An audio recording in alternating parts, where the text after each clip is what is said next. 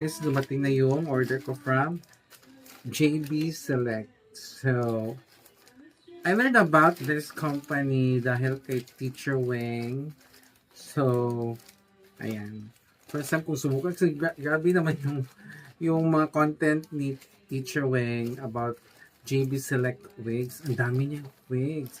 So, since wig collector din naman ako, so why not try this JB Select. So, nabili ko to from Shopee.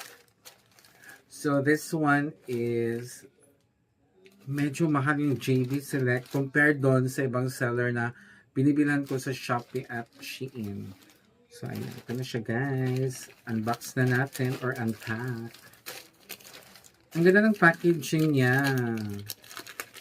Pink na pink. So, custom talaga siya for their store. So, may freebies ito. Ito yung hairbrush.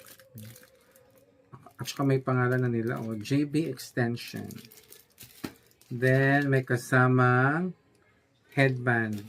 Tingnan ko nga kung bagay.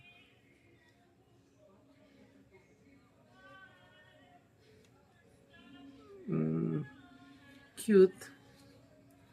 So, what else ang laman? We have wig cap na nude. Then, wig grip. I don't use wig grip. And then, eto, yung net na wig cap. And here is the wig itself. So, in fairness, ang ganda niya. Yung color nito is copper. So, yun siya, guys.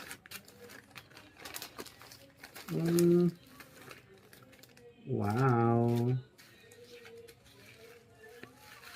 So, I have a wig na ganito yung color, human hair, from, ano yun?